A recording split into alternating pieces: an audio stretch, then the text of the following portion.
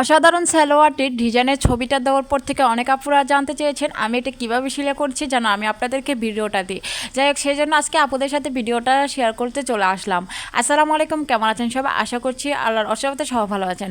আমরা যেভাবে নর্মালভাবে সালোয়ার করে আমি পুরো সালোয়ারটা আগে সেভাবে সেলাই করে নিব। তারপর নিচের অংশে যেটা আমি ডিজাইন দিব সেটা আলাদাভাবে পাট করে কেটে নিয়েছিলাম। তারপর একটু মেজারমেন্ট করে একটু করে ইঞ্চি করে একটু চিকন একটু সেলাইটা দিতে হবে। দেখতে পাচ্ছেন আমি ঠিক যেভাবে সেলাই দিচ্ছি ওভাবে দিতে হবে। আর সেলাইটা দেওয়া কিন্তু একটু ধৈর্য সহকারে দিতে হবে। প্রথমে কোনাকনিভাবে দিয়ে তারপর আবার হচ্ছে যে আরেক কোনাকনিভাবে দিতে হবে। তারপর আমার এটা ডিজাইনটা যখন আমি আলাদা করে নিয়েছিলাম তারপর সালোয়ার কামিজের সাথে এটা জয়েন করে দেবো।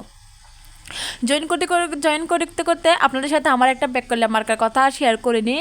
আজকে আমি কী জন্য কী মনে করে আমি হঠাৎ করে আমার পেজের নামটা চেঞ্জ করে ফেলি। টিপতেই হয় নামটা চেঞ্জ হয়ে যায়। এখন আমি কি করব বুঝতেছি না। এখানে 60 দিন টাইম দিয়েছে, 60 দিনের পর আবার চেঞ্জ করতে হবে। আমার মতে এত বড় ব্যাককল্যা হাজার কেউ নগজ্য ভাজি, এত বড় ব্যাককল্যার মন চাই যে তখন নিজের কল বাড়ে নিজে মারি। এত ব্যাককল্যা হতা মানে কি ব্যাককল্যা কাজ আমি ঠাম করে ফেলি। যাই হোক, ভুল যখন হয়ে যায় তখন কি হয়, আর আমি একটু বেশি ব্যাককল্যা সবাই বলে, এটা আমার মা বলে আমার জামাইও বলে আমি নাকি একটু ব্যাককল্যা কাজ করে বেশি, মানে কি করার আগে ভাবি না আর কি। এই দশারি হতে অনসার পেজের নামগুলো চেঞ্জ করে দেয় তারপর বলতাই।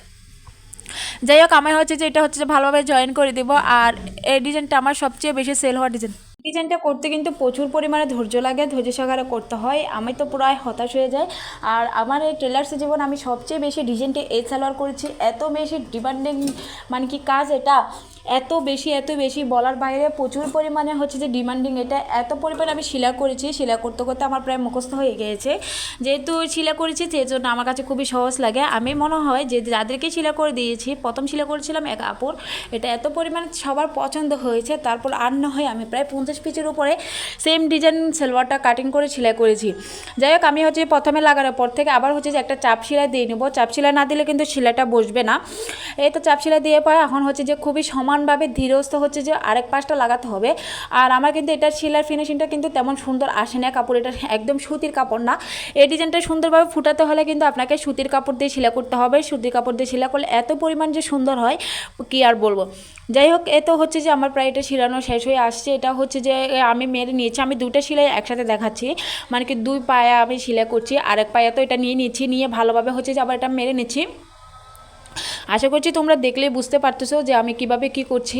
যাই হোক, তো আমার প্রায় শিলানি শেষ হয়ে গেছে। আমি এখন সাইডটা মেরে নিয়েছি। সাইডটা সবাই তো মারতে পারো, আমি যা ডিজাইনটা তোমাদের সাথে শেয়ার করলাম। আর দেখো, আমি পায়ের মধ্যে তো দেখাতে পারলাম না, তাই হাতার মধ্যে দেখাচ্ছি। দেখো কতটা সুন্দর হয়েছে, পরলে না জানি কতটা সুন্দর হবে। খুব কাছ থেকে তোমাদেরকে দেখাচ্ছি। যাই হোক, ভিডিওটা তোমরা এতক্ষণ পর্যন্ত ধৈর্য সহকারে দেখেছো, সেজন্য তোমাদেরকে ধন্যবাদ। যদি এতটুকু ভালো লাগে থাকে অবশ্যই লাইক কমেন্ট শেয়ার করে দিবা। আর যদি ভিডিওটা ভুলে যেয়ে থাকো অবশ্যই তোমাদের টাইমলাইনে শেয়ার করে রাখবা, যাতে পরবর্তীতে তোমরা দেখে এটা শিখে নিতে পারো। সবাইকে ধন্যবাদ। টাটা, বাই বাই, আসসালামু আলাইকুম।